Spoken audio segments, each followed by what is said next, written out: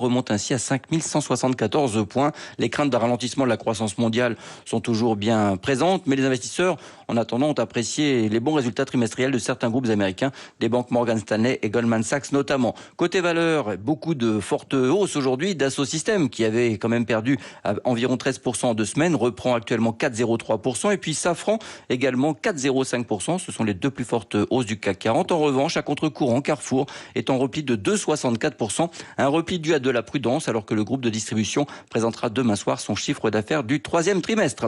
L'euro est 1,1575 $. Quant au CAC 40, il rebondit plus 1,54% maintenant. Il est à 5174 points. C'est Antoine Verlin, la bourse pour France Inter. Du lundi au jeudi soir à partir de 21h. Very Good Trip, le voyage musical de France Inter. Mishka Asayas. Une semaine 100% anglaise et dont le point culminant sera une interview exceptionnelle, et je pèse mes mots, de Ray Davies des Kinks. Sans doute le compositeur de chansons le plus important de l'histoire du rock, avec Bob Dylan et quelques rares autres. Ne ratez surtout pas ça. Very Good Trip. Ce soir sur France Inter, à partir de 21h. Oh, qui passait sans me voir, sans même me dire bonsoir. Donnez-moi un peu d'espoir. Vous passez souvent tout près des femmes et des hommes qui travaillent pour vous sur les routes. Pour leur sécurité comme pour la vôtre, soyez toujours attentifs. Sécurité des agents des routes. À vous aussi d'écarter le danger.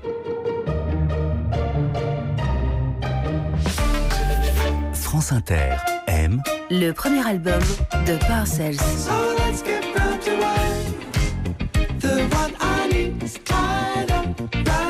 Découvrez le funk solaire et sexy des Australiens de Parcels.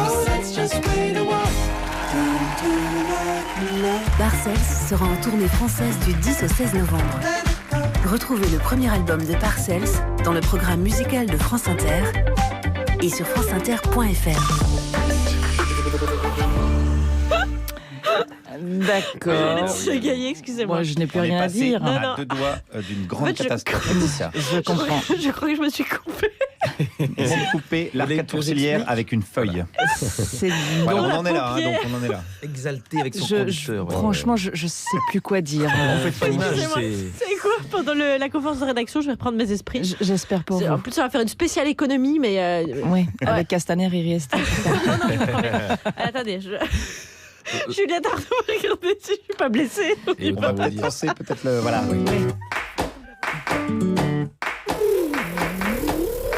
Salut les amis. Salut Charline. Est-ce que vous ne trouvez pas que d'une manière générale, il faudrait en finir avec le discours dominant en économie? Oh là. C'est-à-dire Ouais. Attends, moi je vais prendre un café, moi d'abord. Ah non, Oui. parce que ce week-end, Ouais. j'ai lu le bouquin de notre invité, Thomas Porcher, le traité d'économie hérétique. Elle a travaillé ce week-end. Oh là, elle a lu un livre Ouais. d'économie. Ah ouais, mais attends, c'est passionnant, puis j'ai tout compris. Attends, t'as Ouais. aimé un livre d'économie? Ah oui, oui, oui. Attends, t'as compris un livre d'économie? Mais oui, on nous assène des soi-disant vérités économiques qui en fait servent les intérêts de la classe dominante, Oh, ah bien oui. sûr, toujours les mêmes. Ah bah oui, là, non, oui. non, c'est pas de l'économie, c'est de l'économie de gauche. Ah non, alors là, l'économie de gauche, ça s'appelle le partage. Ah non, Ah oui. l'économie de gauche, c'est parler la langue des signes à un aveugle, c'est rigolo, mais c'est pas bien utile. C'est non, pas la non. question, il faut augmenter les dépenses publiques. Ah oui, et si Dominique Seux il écoute l'émission, il va faire un AVC. Il alors faut ça, c'est sûr. protéger notre modèle social, mettre de l'argent dans les retraites, l'éducation, les hôpitaux. Ouais, les Vannou écoles. Lacoeur, présidente. Voilà, creusons la dette. Oh, mais non, on peut pas la dette, ne l'écoute pas, Domi, elle est manipulée. Ah, il se remettra pas, le Non. Domi. Augmentons les impôts. Ah, mais oui, mais je vais le lire, ce livre. il est bien. Hérétique. Augmentons les prestations sociales. Je suis Ouais. atterré. Je vais le donner à la sortie de mon spectacle. Mais non, mais moi je vous laisse, je vais acheter les échos. Mais Voilà. enfin.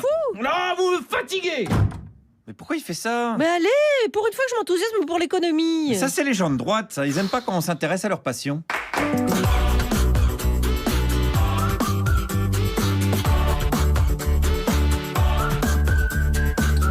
Bonjour la France Inter, bienvenue à l'écoute du service public de radiodiffusion, une antenne où ensemble, chers auditeurs, nous pouvons, main dans la main, augmenter la dépense publique. Nous pouvons faire de grandes choses à partir par exemple de 3 actualités. Le Portugal a refusé d'appliquer la politique d'austérité préconisée par Bruxelles. Cette insolence a payé. Le Portugal enregistre une baisse du chômage, une baisse du déficit public et une hausse de la croissance. Qu'est-ce qu'on dit de ça chez les libéraux ? Déjà, c'est un miracle qu'ils ne soient pas tous crevés. Ok. Le Parlement en France a donné le feu vert pour privatiser Aéroports de Paris, la Française des Jeux et Engie. Nos espaces et services publics sont-ils amenés à être de plus en plus privatisés ?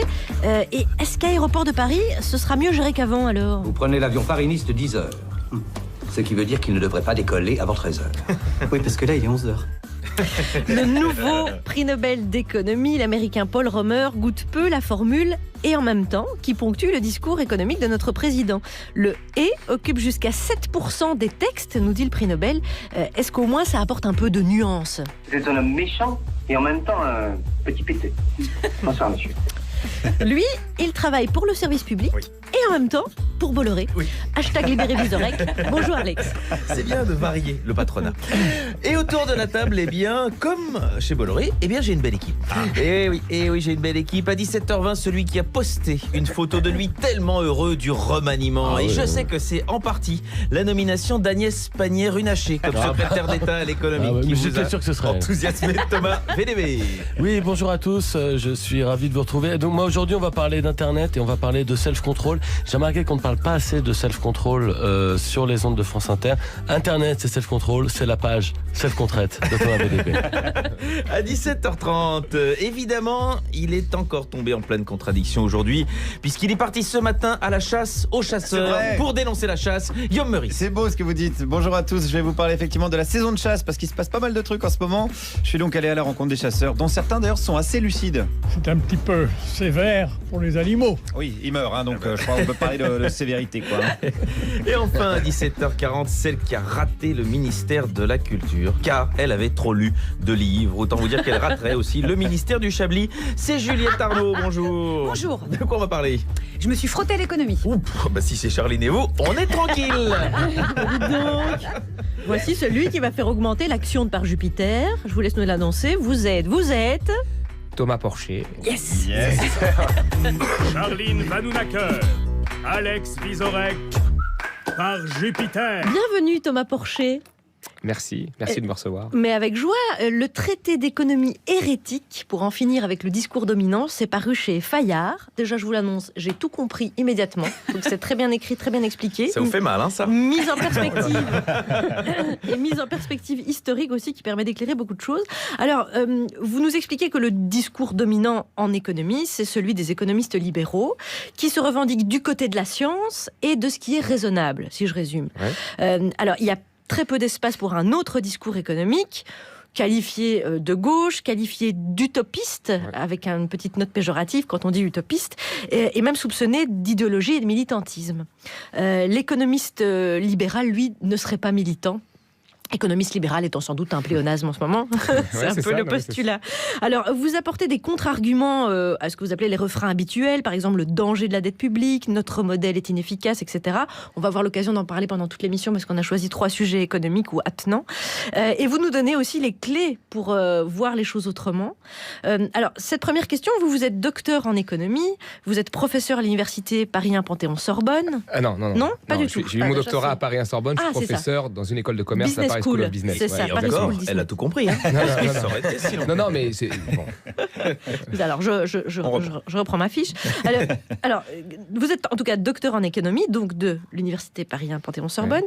Cette démarche de vouloir donner au grand public les clés pour réfléchir autrement l'économie, pour pouvoir dominer un secteur qui nous domine, dans le fond. Est-ce que c'est la même démarche que celui du fils d'ouvrier qui est né, qui a grandi à Saint-Denis, qui a passé son bac à La Courneuve et qui décide de se dédier à l'économie ? Non, parce qu'on peut ne pas avoir grandi dans le 93 et être contre le discours dominant. Dans les économistes atterrés, il y a plein de gens qui ont grandi à Paris, il y en a même qui ont étudié aux États-Unis et qui reviennent et qui ont un discours qui va contre le discours dominant. Non, le truc, c'était que je me suis rendu compte que en fait, l'économie n'intéresse pas grand monde. Enfin, vous allez après 22h, si vous dites que vous êtes économiste dans un bar, on vous promet que là, c'est fini, quoi. Faut dire essayiste, autre chose, mais économiste, c'est tout de suite, oula. Pour pécho, c'est horrible. C'est horrible. Non, mais vraiment, Pour le coup, là, vous partez avec des points en moins. Et donc, c'est parce que l'économie n'intéresse pas grand monde que, justement, un mec comme Macron, il a présenté son programme économique très tardivement, 1 mois avant le premier tour. Il a fait un cadrage rapidement, j'économise 25 milliards sur la sphère sociale.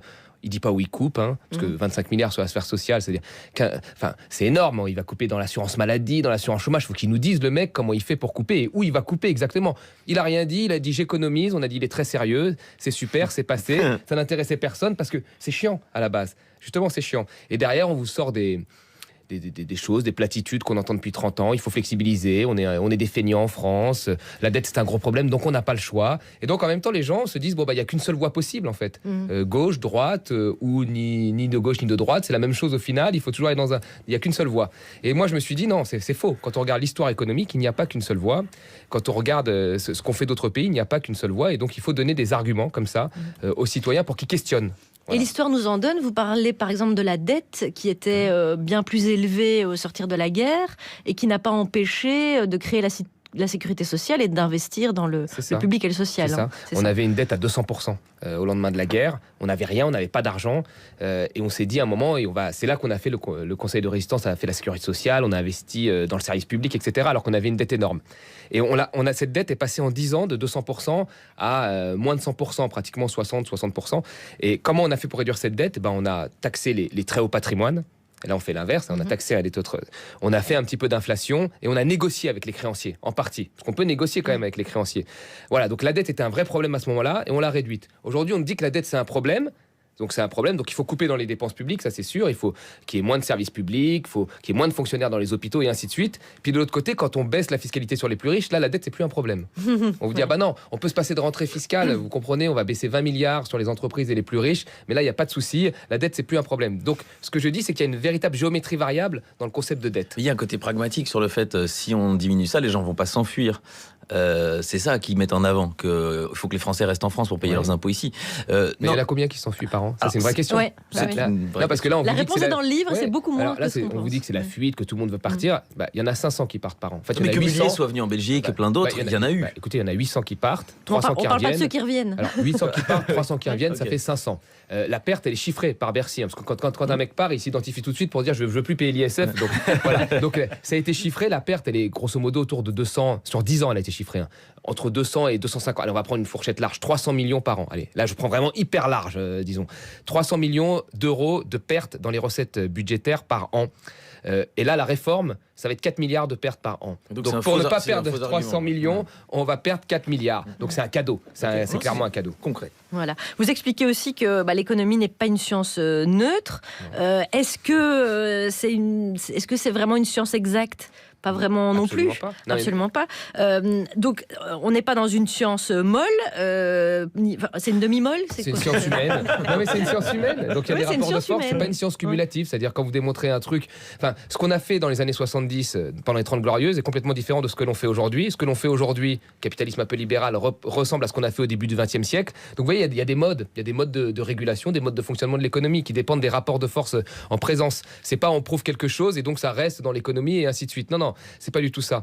Et par ailleurs, vous êtes même un citoyen, vous n'avez jamais fait d'économie, vous ouvrez Le Monde un jour, vous avez une tribune de très bons économistes qui disent la loi travail va créer des emplois, puis le lendemain, vous avez d'autres très bons économistes qui disent la loi travail ne créera pas d'emplois. Donc même le citoyen, il se dit oulala, il n'y a pas de consensus en économie.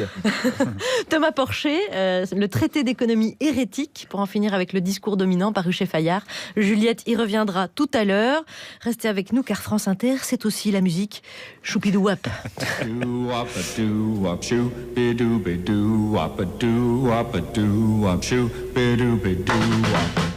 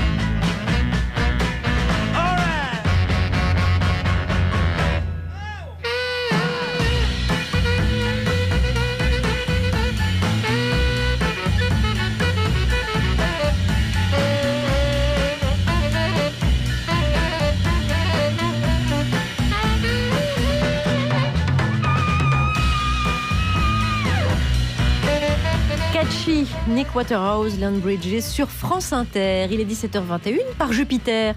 Nous sommes en compagnie de Thomas Porcher, docteur en économie, qui publie le traité d'économie hérétique paru chez Fayard. Et pour entourer notre invité, Alex. Eh bien, celle qui n'aime pas du tout Waterhouse, parce qu'une maison avec de l'eau, ça l'ennuie, c'est Juliette Arnaud. Et puis, il y a Thomas VDB et Guillaume Meurice. Et voici le journal qui n'a d'approximatif que son horaire. C'est vrai. Qui saute pas n'est pas Macron. Yeah. Qui saute pas n'est pas. Le journal de presque 17h17. Il faut le cueillir avant qu'il ne s'envole. Et on commence par les titres. Remaniement, voilà, c'est fait. Christophe Castaner devient le nouveau ministre de l'Intérieur. La progression du gars, dans 2 mois, il est président. Les États-Unis préparent un film sur Redouane Faïd. Eh oui, le film va sans doute sortir sans prévenir. Il faudra retrouver dans quelle salle il est. Et des brèves Pas de remaniement, on garde toutes les brèves. Et on commence par une éphéméride. Oui, c'est aujourd'hui la journée internationale de la lutte contre le gaspillage alimentaire. Exactement. Je porte d'ailleurs un t-shirt de l'association Too Good To Go. Je vous dis le hashtag, c'est pas de gaspille dans ma vie. Voilà. Bim. Oh la vache. Alors, et donc, concernant le gaspillage, j'ai promis de porter le t-shirt. Voilà, hop, j'espère. Caméra radio filmée. Si Jackie et Michel nous écoutent, envoyez des t-shirts. Elles promettent d'être portées. Donc, concernant la lutte contre le gaspillage alimentaire, une pétition a été lancée pour demander l'allongement des dates de péremption. Allonger les dates de péremption, ça existe déjà et ça s'appelle la loi travail. Politique, le remaniement a donc été annoncé ce matin. Le gouvernement est recomposé. Et c'est vrai qu'à l'époque où il y avait Gérard Collomb, il était plutôt décomposé. Mais voilà. C'est donc Christophe Castaner à l'intérieur. Ah là là là, ça se voit que Macron a vraiment cherché un mec dont les chances de démission sont en dessous de 0. Christophe Castaner. À l'agriculture, c'est Didier Guillaume. Excellent choix, Didier Guillaume, un ancien président du groupe PS au Sénat qui, en janvier dernier, avait annoncé son retrait de la vie politique. C'est un choix mûrement réfléchi, ça fait quelques semaines que j'y pensais. Ici même au Sénat, je me suis vraiment éclaté, c'était formidable.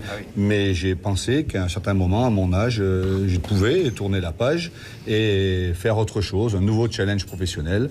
Et c'est ce que je vais tenter maintenant de faire. Eh oui, il a trouvé un nouveau challenge professionnel, travailler pour les lobbies agricoles. Lobby encore, la directrice de la communication de Danone est nommée secrétaire d'État à la transition écologique. Et je pense qu'ils avaient pensé à Richard Virenque au ministère des Sports, mais ils se sont dit c'est pour la prochaine fois. Dopage toujours, à seulement 29 ans, Gabriel Attal bat le record du plus jeune ministre sous la Ve République. Il a été nommé secrétaire d'État auprès du ministre de l'Éducation nationale et de la Jeunesse. Eh oui, c'est cohérent, il vient de sortir du collège, il connaît bien la jeunesse. Voilà.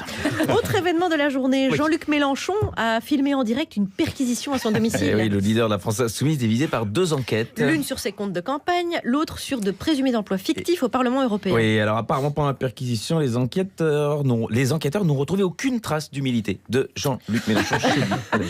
Judiciaire encore, les époux Balkany seront jugés au printemps prochain pour fraude fiscale. Et c'est bien le printemps, comme ça il pourrait être à l'ombre dès l'été.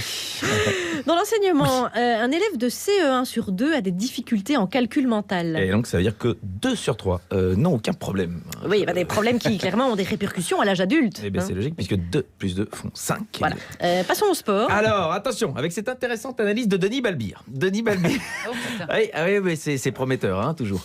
On lui a demandé ce qu'il pensait de faire commenter les matchs de football par des femmes. Je suis contre pourquoi ? Parce qu'une femme, elle ne pourra jamais avoir un timbre de voix ou je sais pas, dans une action de folie, elle pourra jamais avoir, elle va monter dans les aigus.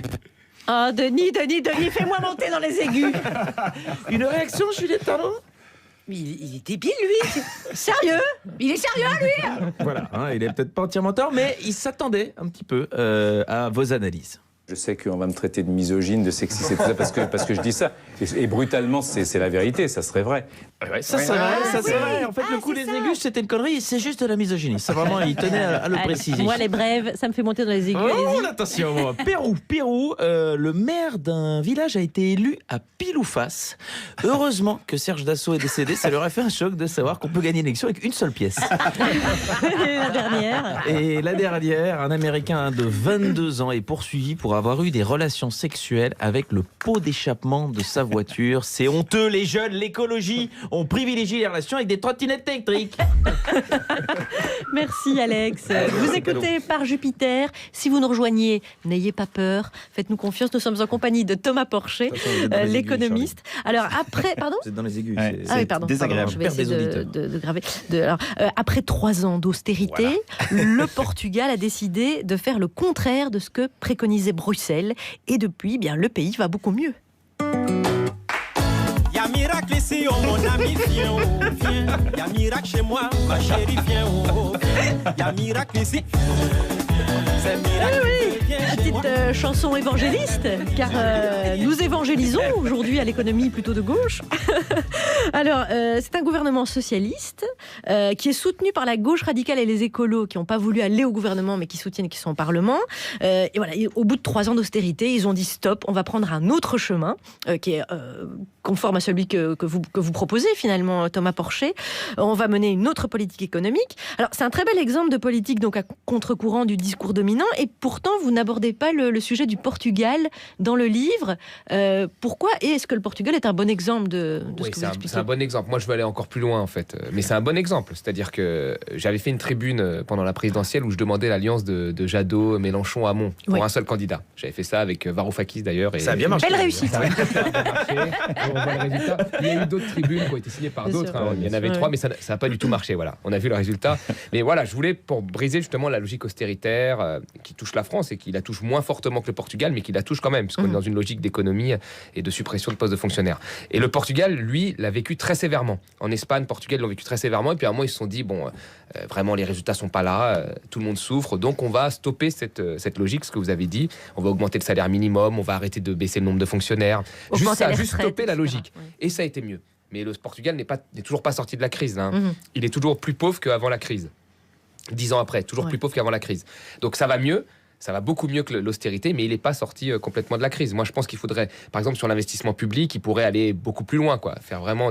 Là, pour l'instant, c'est mieux qu'avant, il change de trajectoire, mais on n'est toujours pas revenu dans le meilleur des mondes. Et puis, il y a des aménagements fiscaux. Est-ce que ça aide, ça? Parce qu'on a entendu parler ici avec Florent Pagny. On salue Eric Cantona aussi, installé à Lisbonne. Mais je ne savais pas ça. Ça me déçoit, ça. Il ne voulait pas vous en parler. Ah non, ça, là-dessus, je ne savais pas. Florent Pagny, je savais. C'est pour le climat. J'en ai parlé dans le livre, d'ailleurs. Florent Pagny, parce que je trouve que... Mais Cantona, ça me déçoit fortement. Mais est-ce que c'est la faute à Florent Pagny, sans doute, entre autres, ou au Portugal, qui fait une loi quand même tout à fait étrange sur les droits intellectuels? Si vous arrivez, pendant 10 ans, vous ne payez pas d'impôts. C'est pas très fair vis-à-vis du reste de l'Europe. Non, mais l'Europe, ils se sont mis dans une concurrence fiscale. Tous les pays, le Luxembourg a baissé sa fiscalité, l'Irlande a baissé sa fiscalité, le Portugal. Donc là, il y a une vraie question sur l'Europe. Est-ce qu'on est des partenaires ou est-ce qu'on est des concurrents? Ça, il faudrait la poser. Parce qu'on peut dire, oui, j'aime l'Europe comme ça. C'est simple de dire, j'aime l'Europe. Et puis après, je baisse la fiscalité pour prendre des parts à mon voisin. Sur Florent Pagny, il devrait se rappeler quand même que quand il a fait ses tournées, ses infrastructures, ses routes ont été payées en partie par les impôts. Les salles qui l'ont accueilli parfois étaient moitié publiques. Voilà, et ainsi de suite. Les radios publiques qui l'ont joué. Les lois françaises qui ont permis d'avoir un quota de musique française pour pas qu'il se fasse bouffer par Puff Daddy. Tout ça, ça l'a permis de gagner beaucoup d'argent. C'est normal qu'il en reverse une petite partie. C'est normal. Donc quand il va au Portugal, moi je pense qu'il faudrait que les gens arrêtent de l'écouter tout simplement, parce que c'est pas les Portugais qui vont acheter ses disques. Il y avait déjà eu une démarche. Et vous dites... Il y a aussi une raison musicale. Et c'est vrai, vous dites notamment toute réussite individuelle est collective, et on y pense aujourd'hui avec la mort du cofondateur de Microsoft, Microsoft, Paul Allen, qui n'aurait pas pu être Paul Allen et faire tout ça s'il n'y avait pas tout le système américain derrière. Et j'ajoute, pour parler de ce modèle portugais qui vient à l'encontre du fameux modèle allemand dont nous serions souvent, vous expliquez à un moment, vous parlez du consensus de Washington, où le FMI, la Banque mondiale et les universités américaines prestigieuses pondent un modèle pour aider les pays en voie de développement, et que les deux qui s'en sortent, ce sont justement ceux qui n'ont pas suivi les préconisations. La Corée du Sud et la Chine. La Corée du Sud, qui sans ça n'aurait pas construit Samsung et Hyundai. Voilà pour la perspective aussi historique qui vient appuyer vos arguments, Thomas Porcher, dans Traité d'économie hérétique paru chez Fayard. Et j'ai vraiment tout compris, donc je suis hyper fière de moi. Prof d'économie. On va pas en parler. Thomas VDB. C'est moi. Quand l'écran s'allume, je tape sur mon clavier. Que je vais regarder des vidéos sur YouTube. J'imagine une belle intro, hein. Je vois qu'il y a marqué déjà l'histoire de l'actualité. Ça me fout les poils. Alors j'imagine que tout le monde a lu l'article qui vient de paraître, qui dit qu'on passe trop de temps sur nos téléphones portables. Enfin, je veux dire, vous avez tous déjà lu un article qui dit qu'on est trop sur nos téléphones portables. Peut-être vous l'avez lu en 2016, en 2017, en 2018. Enfin, vous en avez lu au moins un, voilà, n'importe lequel. Et ben ça tombe bien, parce que je vais vous raconter un truc qui fait très précisément allusion à cet article. Parce que moi, je suis à fond dans l'actu, comme vous savez. Parce que j'ai fait une mise à jour de mon téléphone la semaine dernière, et il y a 3 jours, j'ai reçu une notification qui me dit combien de temps j'ai passé exactement sur mon écran. Et c'est vraiment un petit graphique qui est fait. Alors vraiment, c'est horriblement bien fait. Alors vraiment, c'est malheureusement très facile à comprendre. Vraiment, c'est tellement clair à lire que tu as presque envie de pleurer. Alors donc, un grand merci à tous les gofios, enfin les GAFA, Google, Apple, Facebook, qui ont décidé donc de mettre à disposition ces chiffres pour aider les drogués, enfin les utilisateurs que nous sommes, à mieux gérer leur temps sur les réseaux. Et là, je me dis enfin une application finalement pensée pour moi. Parce que c'est vrai que sur les réseaux sociaux, depuis toujours, je suis toujours un peu jaloux. C'est vrai que des gens qui font de la course à pied, et vous savez, ils ont un sac banane pour leur téléphone autour du bras, et ils postent le résultat sur les réseaux avec des applications genre Run Static, ou sur Facebook il y a marqué Jean-Jacques a couru 8 km en 15 minutes, et on peut voir son rythme cardiaque. Et j'ai l'impression que quelque part c'est un peu une façon de dire à tous ses amis Facebook, je sais pas si vous avez couru aujourd'hui, en tout cas moi oui. Voilà, c'est un peu humiliant. Et ben, la nouvelle mise à jour Facebook, c'est pareil, mais c'est pour les gens qui font pas de sport. C'est une sorte de canapé statique. C'est canapé statique. Il y a plein de camemberts, il y a plein de courbes, il y a des graphiques qui t'aident vraiment à comprendre ta oisiveté, vraiment qui t'aide à mieux chiffrer la vacuité générale de toute ta vie. Hein. Alors on peut savoir tout ce qu'on a fait sur son canapé ces 7 derniers jours. Alors ça c'est chouette, hein, parce que combien d'heures t'as passé sur internet, t'as regardé des vidéos, combien de temps t'as passé sur tel site. Et moi je trouve ça chouette d'avoir tous ces chiffres, parce que j'ai ma petite revanche sur Jean-Jacques. Moi aussi je peux poster Thomas a passé 16 heures sur Instagram ces 10 derniers jours. Jean-Jacques, t'es pas le seul à faire des perfs. Et puis on peut enfin contrôler toute sa consommation. On peut enfin voilà, parce qu'on peut tout paramétrer, donc ça devient un peu le tableau de bord de ton centre de désintoxication. Et ça c'est bien, parce que là où c'est bien pensé, c'est que tu peux tout le contrôler entièrement depuis ton téléphone. Et ça c'est quand même astucieux, c'est bien pensé. Parce que je me dis pourquoi ils les donnent finalement ces informations, les GoFast, enfin les GAFA. Je me dis ils pourraient les garder pour eux. C'est vrai, c'est bizarre comme attitude. C'est un peu comme si admettons t'es fan de Facebook, par exemple. Admettons t'es fan de Facebook. Admettons dans ta chambre t'as des grands posters de pouces.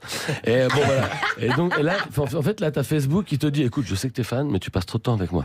Et c'est vrai que c'est chelou. C'est comme si par exemple t'es fan de Cure et un jour il y a Robert Smith, le chanteur, il vient te voir pour te dire écoute Thomas, on sait que t'aimes bien nos chansons, mais là faut que t'arrêtes de venir à nos concerts. Alors j'avoue que si c'était Robert Smith en personne qui venait me le dire, je pense que je serais suffisamment flatté pour que ça me dérange pas de plus le voir en concert. Thomas, on veut plus de toi à nos concerts. Ben franchement pas grave du tout. Ça fait plaisir que tu te sois déplacé pour venir jusqu'à moi pour le dire. Franchement les concerts pas grave, je regarderai sur internet. Hein. Voilà, et en tout cas je pense les GAFA ils font aussi ça parce qu'ils en ont marre à mon avis franchement de collecter des données sur des gens qui décollent pas leur nez de l'écran. C'est vrai que tu te mets à leur place au GAFA, ça va être quand même un peu mieux d'espionner des gens qui font des vrais trucs dans la vie. Hein, je sais pas s'il y a un mec chez Google qui est en charge de m'espionner sur l'appareil photo de mon téléphone. Ces journées doivent être assez longues. Merci. Et surtout, j'arrive tout de suite à la fin. Mais merci pour ce merci. Un grand merci pour ce merci. Elle en a marre. C'était merci en général. Oui, merci de sur son téléphone. Je sais pas, il y avait une espèce de respire. Ouais, mais elle était mal faite, j'avoue. Mais surtout, ça permet à ces marques de faire croire qu'elles sont préoccupées par notre bien-être, et ça, c'est bien. C'est comme quand McDo, ils veulent nous rassurer en disant les vaches de la pub, c'est les mêmes qu'il y a dans nos steaks en plastique. Hein, voilà. Et on est bien conscient que vous infligez des milliers de cancers depuis 40 ans. On savait que c'était pas bien, mais on préférait faire comme si on savait pas. Là, on sait vraiment que c'est pas bien, donc promis, on le fera plus. Allez, moi maintenant, je vous laisse. Il faut que j'aille classer mes pièces jointes par taille. C'est là. Allez-y. Merci beaucoup, Thomas VDB.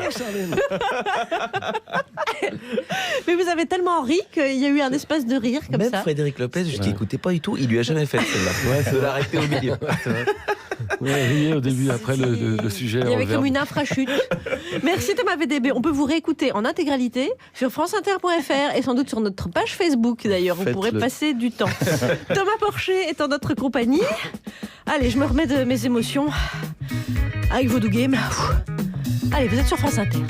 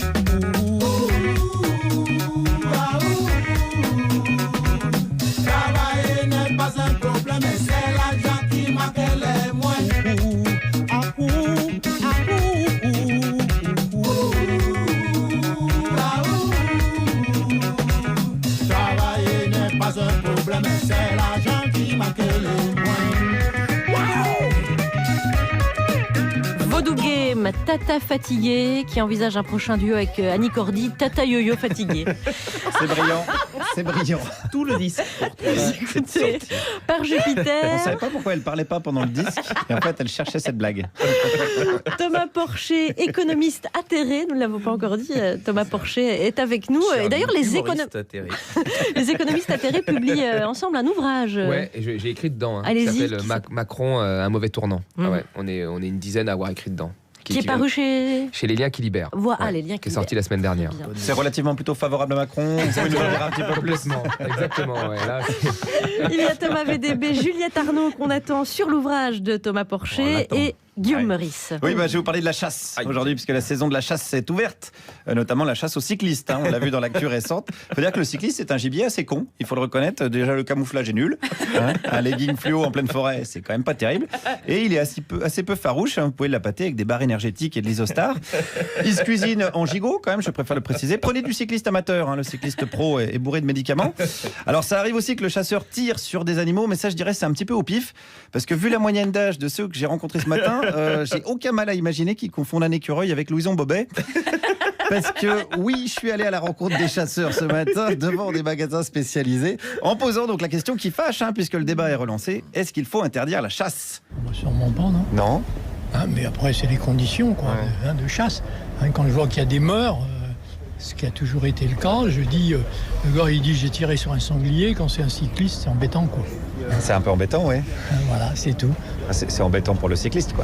Oui, c'est embêtant pour le cycliste, voilà. C'est vrai que le décès, c'est toujours quelque chose d'un peu relou. On s'en remet vraiment jamais, en fait. Il y a toujours quelqu'un qui va nous dire « Ouais, mais il y a une vie après la mort, regarde Jean-Yves Le Drian. » Ouais, mais bon, c'est quand même embêtant. Je dirais que voilà, le chasseur a raison. Voyons avec un autre qui est, je dirais, même encore plus philosophe.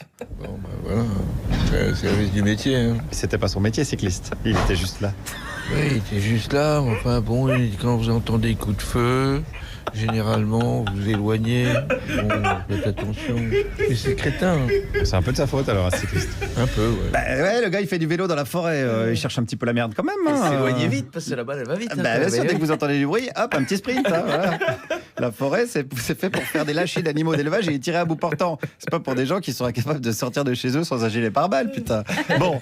Et puis alors, attendez, parce qu'il y a un autre chasseur qui a tenu à me signaler quelque chose. Je signale que quand même, quand on se balade dans la forêt, quand il y a chasse, et quand on chasse dans sa propriété, nous avons l'obligation, et si nous ne le faisons pas, nous avons des amendes tout à fait conséquentes qui peuvent aller jusqu'au retrait du permis, c'est de mettre des pancartes qui annoncent qu'il y a chasse. Oui, mais la balle, elle sait pas qu'il faut s'arrêter à la propriété.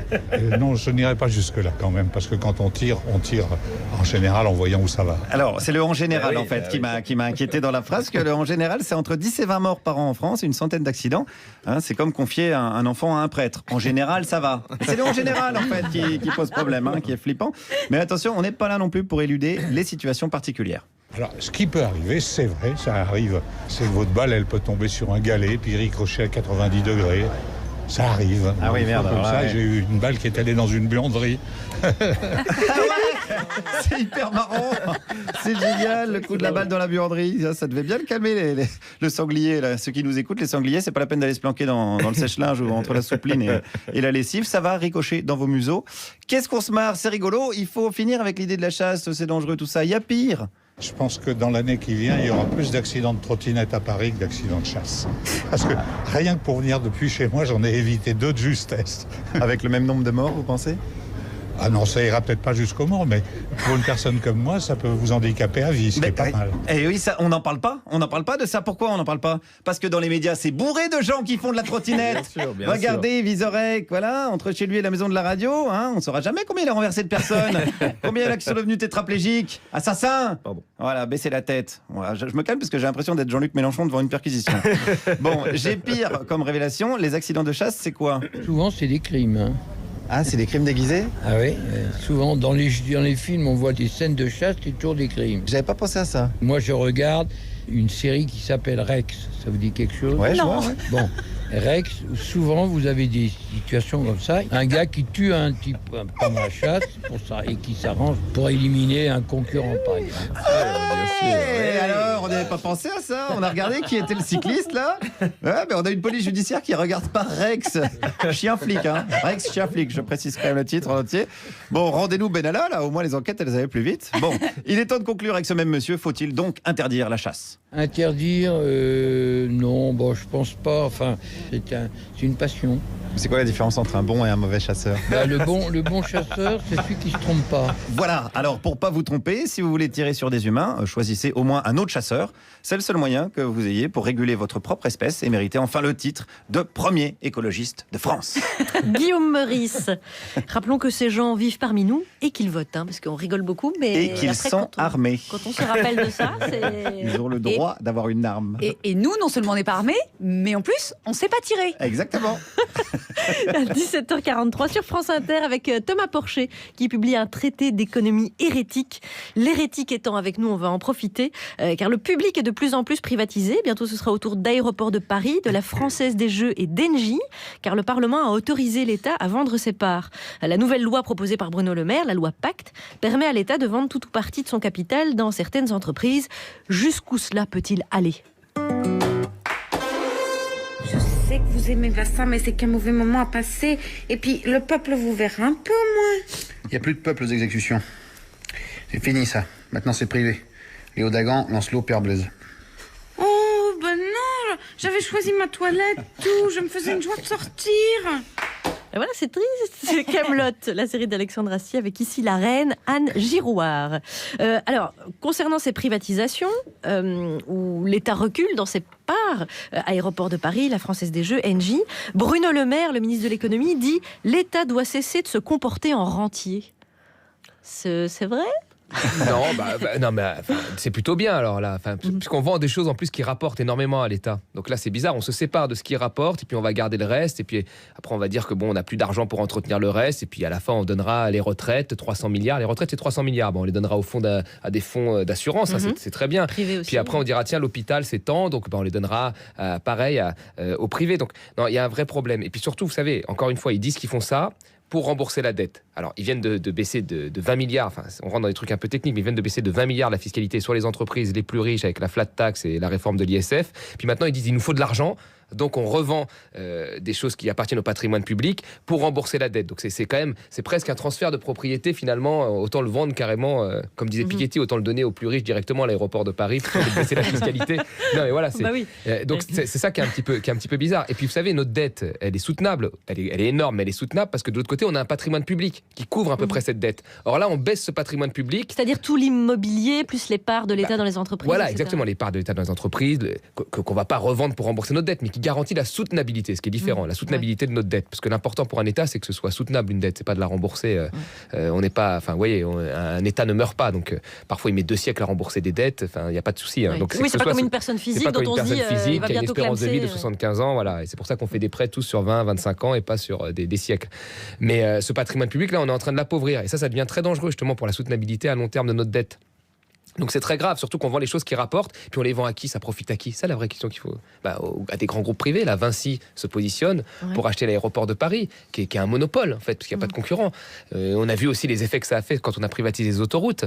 Finalement, on a transféré de la richesse au secteur privé. Et les tarifs autoroutiers ont augmenté, les gens sont obligés de prendre l'autoroute, donc sont obligés de passer par là. Enfin, il y a quelque chose vraiment d'un capitalisme un peu de connivence entre le politique, finalement, qui sert presque l'entreprise privée. Ça, c'est assez dangereux, je trouve. Parce que le patrimoine public nous appartient à tous, en fait. Oui. Donc, Et vous nous donnez des clés pour le défendre avec des arguments comme ceux que vous venez de nous donner. Mais ouais, les aéroports de Paris, c'est une cash machine. Les autoroutes étaient une cash machine à l'époque. La Française des Jeux est une cash machine. Elle finance le sport. Voilà. Et déjà, elle fait... on peut la critiquer, hein, elle est déjà très attractive, etc. Mais quelque part, ça reste entre les mains de l'État. Mais si demain, c'est entre les mains d'intérêts privés, où on doit rémunérer un actionnaire qui demande plus que l'État, il est possible qu'on fasse des jeux beaucoup plus attractifs, etc. Et qui vont rendre les gens beaucoup plus dépendants, effectivement, des jeux. Ce qui est déjà le cas quand ça appartient au public, hein, parce que le public n'est pas... Vous me donnez des arguments intellectuels pour dire c'est pas bien. Mais concrètement, ils font ce qu'ils veulent, en fait. S'ils ont envie de les vendre, il n'y a pas une loi, il n'y a pas quelque chose dans la Constitution qui leur interdit. Non, mais c'est dangereux. C'est dangereux parce qu'on appauvrit, en fait. Mais... Non, mais on appauvrit ce qui appartient à l'État et on enrichit de l'autre côté le secteur privé. Enfin, aujourd'hui, le patrimoine privé, c'est 6 fois plus que la dette. Donc c'est déjà énorme. D'année en année, on a vu le patrimoine public, ce qui appartient à nous tous en réalité, diminuer de plus en plus et le patrimoine privé s'enrichir complètement. Sauf que le patrimoine public, il est plus égalitaire. Le patrimoine privé, il appartient à plus de personnes. Il y a une plus petite nombre de personnes qui détiennent ce patrimoine privé que les autres. Donc voilà, on fait un transfert clairement de propriété aux gens qui sont les plus riches. Et donc ça c'est un vrai problème démocratique.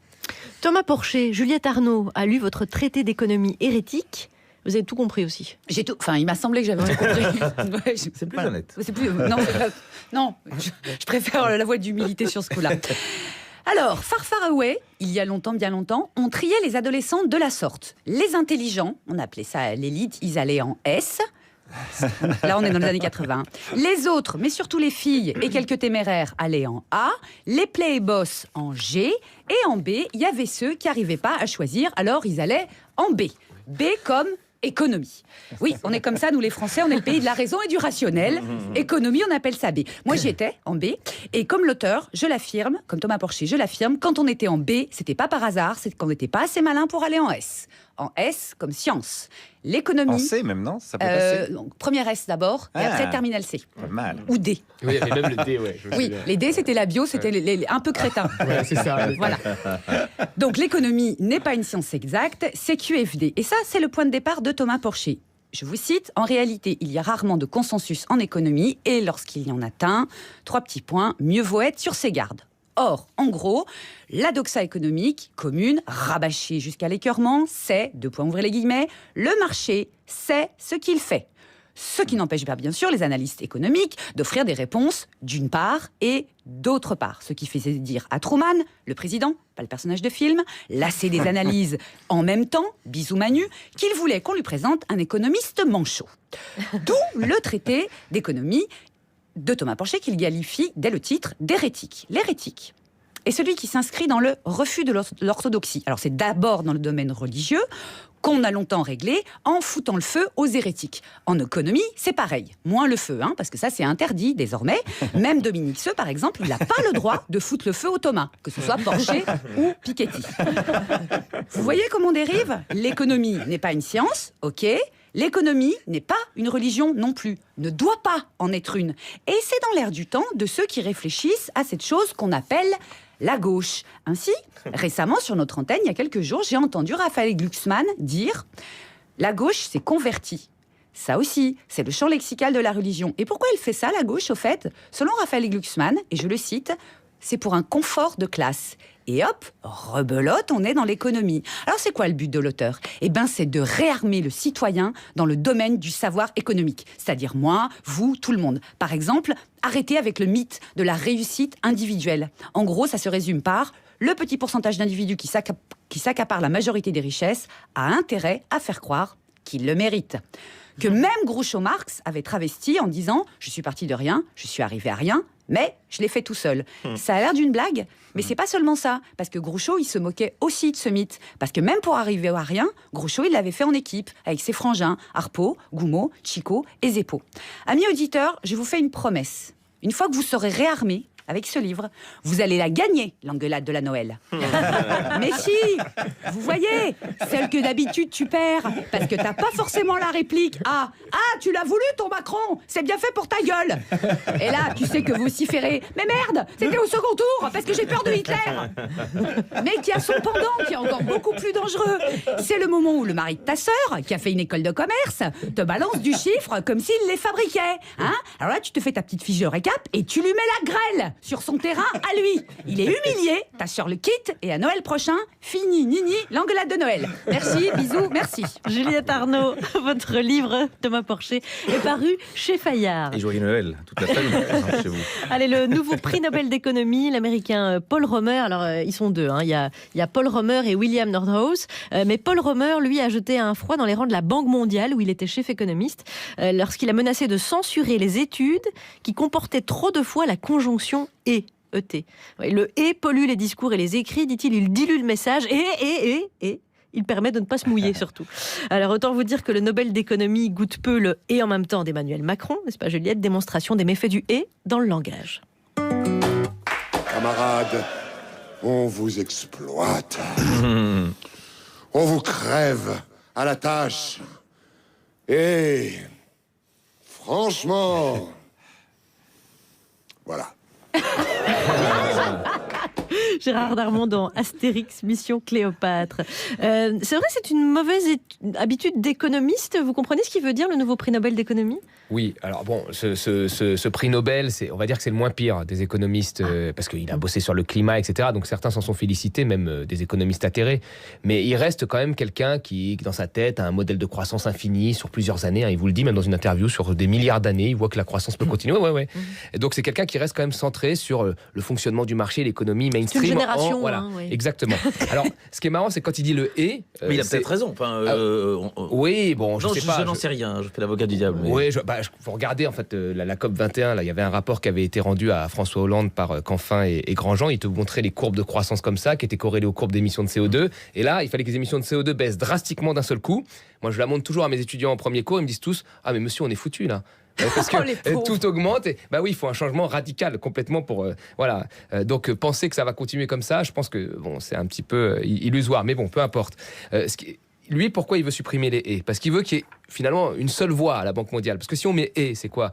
Modèle économique et lutte contre le réchauffement climatique. Ah, ça devient plus compliqué. Baisse des déficits et investissement dans les services publics. Ça devient très compliqué. Mais moi, je pense qu'en économie, il manque surtout des « ou ». Modèle économique ou lutte contre le réchauffement climatique. Il faudrait mettre beaucoup plus de « ou », parce que c'est souvent des « ou ». Libre-échange ou baisse des émissions de CO2. Voilà. Et là, il n'y a pas du tout de ou en économie. Hein. Donc c'est le vrai problème surtout. Voilà. Thomas Porcher, voilà qui est clair. On va ajouter une corde à votre arc. Sauf si vous avez fait peut-être du théâtre au lycée, on ne sait pas, mais on a un sketch à vous faire faire. Attention, le sketch de fin d'émission. Alors ça part de quelque chose qu'on a trouvé quand même plutôt consternant. Le romancier Akli Tadjer va aller rencontrer des élèves de première dans une classe de la Somme parce que les élèves de la classe avaient refusé de lire son roman sous prétexte que l'auteur n'était pas français, que l'histoire ne se passait pas en France et qu'il y avait des noms arabes dedans. Il va à cette rencontre. Nous sommes les élèves, Charline, Guillaume et moi-même, et vous êtes le professeur qui essaye de nous ramener à la raison.